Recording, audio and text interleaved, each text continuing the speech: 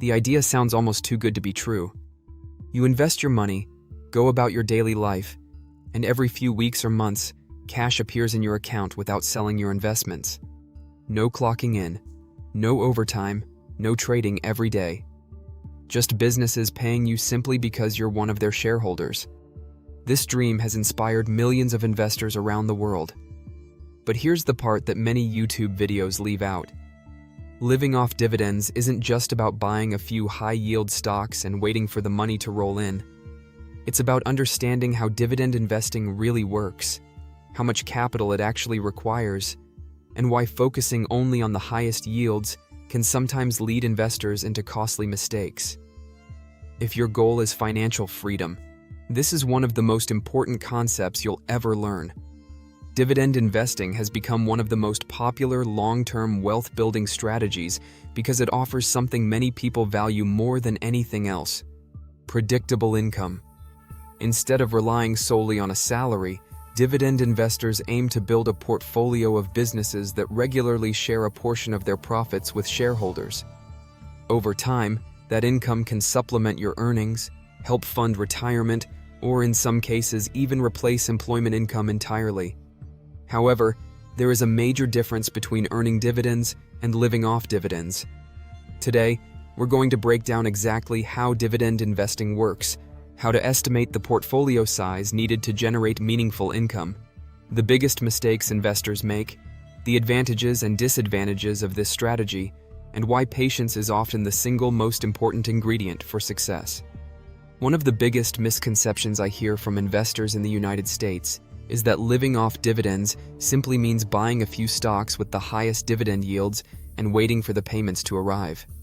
It sounds simple, but the reality is far more nuanced. Building a portfolio that can generate reliable dividend income for decades requires understanding business quality, diversification, taxes, risk management, and perhaps most importantly, patience. Dividend investing is not a shortcut to financial freedom. It is a long-term strategy that rewards discipline more than excitement.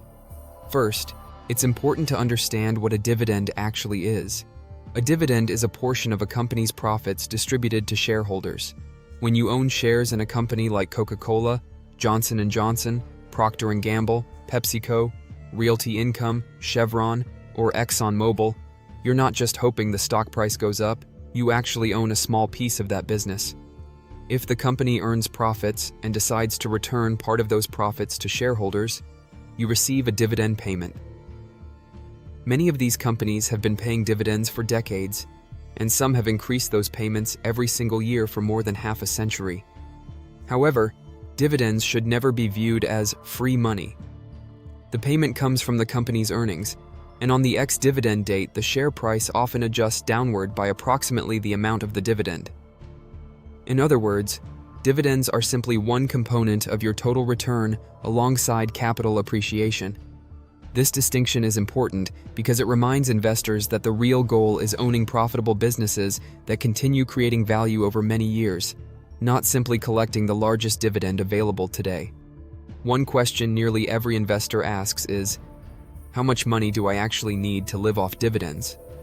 The answer depends entirely on your annual spending requirements and your portfolio's average dividend yield. Suppose your goal is to generate $50,000 per year in passive income. If your portfolio produces an average yield of 3%, you would need approximately $1.67 million invested. If your portfolio averages a 4% yield, the required portfolio would be around $1.25 million. At a 5% yield, which generally involves taking on more risk, you would still need about $1 million invested. These figures are simplified examples and do not account for taxes, inflation, or changes in dividend payments, but they illustrate a critical lesson. Replacing employment income with dividends usually requires substantial capital built over many years. At first glance, those numbers might seem intimidating, but the journey toward financial independence doesn't begin by replacing your entire salary overnight. Instead, many successful dividend investors focus on replacing one expense at a time. Perhaps your dividends first cover your monthly internet bill, then your electricity, then your groceries. Eventually, they may cover your mortgage payment, property taxes, or health insurance. Every additional dollar of dividend income reduces your dependence on earned income and moves you closer to financial freedom. Another lesson I learned early is that chasing the highest dividend yield is one of the biggest mistakes an investor can make. A stock paying a 10% or 12% dividend may appear incredibly attractive compared with a company yielding 2.5% or 3%. But unusually high yields often exist because the market expects problems. Sometimes the company's share price has fallen sharply due to declining earnings, rising debt, or uncertainty about the business. If profits continue deteriorating, management may eventually reduce or eliminate the dividend altogether. Investors attracted solely by the high yield often discover they bought into a value trap rather than a reliable income investment. Instead of focusing exclusively on yield, experienced investors evaluate dividend sustainability. They look at the company's free cash flow, earnings growth, payout ratio, debt levels, credit ratings, and management's history of increasing dividends through different economic environments. This is why so many dividend investors admire the dividend aristocrats, companies in the S&P 500 that have increased their dividends for at least 25 consecutive years. Businesses such as Johnson & Johnson, Procter & Gamble, Coca-Cola, PepsiCo, AbbVie, and McDonald's have demonstrated remarkable consistency through recessions, inflation, financial crises, and changing consumer trends. Diversification is equally important. No matter how much confidence you have in a particular company, no business is immune from unexpected challenges. Regulatory changes, lawsuits, technological disruption, poor management decisions, or economic downturns can all affect future earnings and dividend payments. Rather than depending heavily on one company, I believe investors should spread their dividend investments across multiple sectors, such as consumer staples, healthcare, financials, industrials, utilities, energy, telecommunications, and real estate investment trusts, or REITs. This creates multiple streams of income, making the overall portfolio far more resilient. Many investors also overlook the advantages of dividend-focused ETFs. Instead of researching dozens of individual companies, funds like the Schwab U.S. Dividend Equity ETF, SCHD, Vanguard High Dividend Yield ETF, VYM, Vanguard Dividend Appreciation ETF, VIG, and iShares Core Dividend Growth ETF, DGRO, provide instant diversification across many dividend-paying businesses. These ETFs generally hold financially strong companies with histories of paying or increasing dividends, making them attractive options for investors who want broad exposure without managing numerous individual positions. One of the greatest strengths of dividend investing becomes apparent during market corrections. When stock prices decline, many investors panic because they focus exclusively on portfolio value. Dividend investors often experience those same price declines, but if the underlying companies continue generating profits, the dividend payments may continue arriving.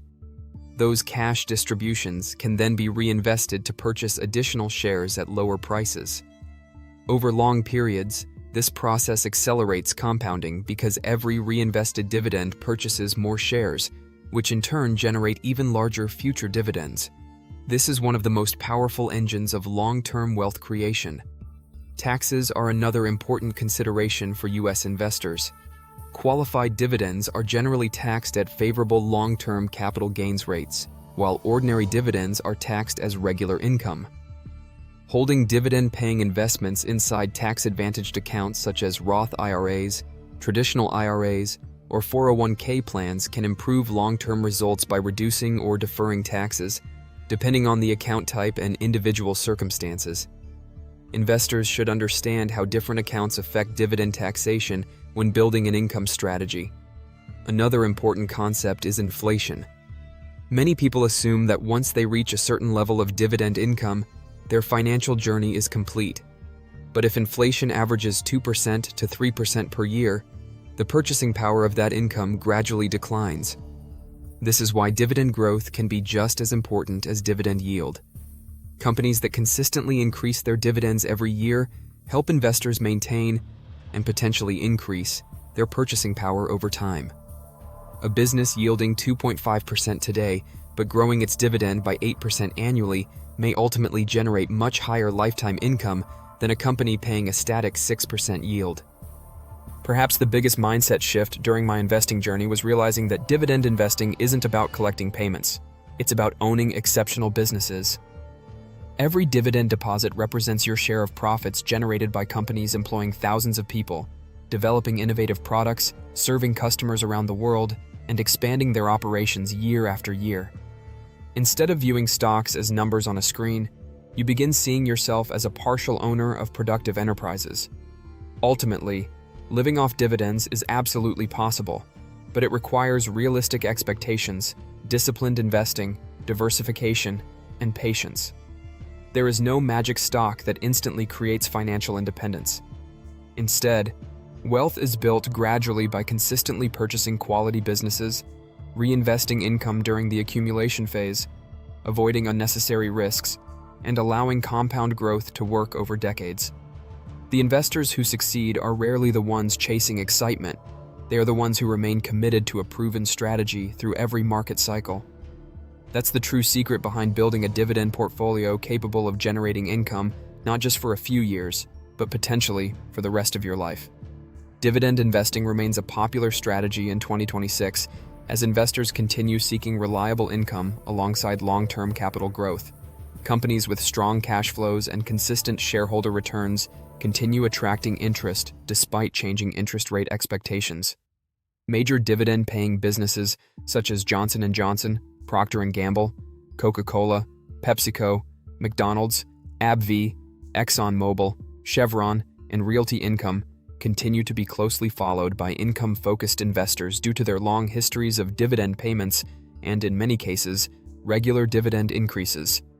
Dividend-focused ETFs, including those tracking dividend aristocrats and high-quality dividend growth companies, have also remained popular because they provide instant diversification and reduce the risk associated with relying on individual companies. Living off dividends is possible, but it doesn't happen because you found one magical stock. It happens because you spent years building a portfolio of exceptional businesses, staying disciplined, reinvesting your income, and allowing compound growth to work quietly in the background. The goal isn't simply to receive dividends. The goal is to own assets that continue producing income year after year, giving you greater freedom, flexibility, and financial security. If you found this video valuable, don't forget to like, subscribe, and turn on notifications for more videos about dividend investing, ETFs, stocks, personal finance, and building long-term wealth. Now I'd love to hear from you. If you could own just one dividend stock for the next 20 years, which one would you choose? Thank you so much for watching, and I hope you have a fantastic day.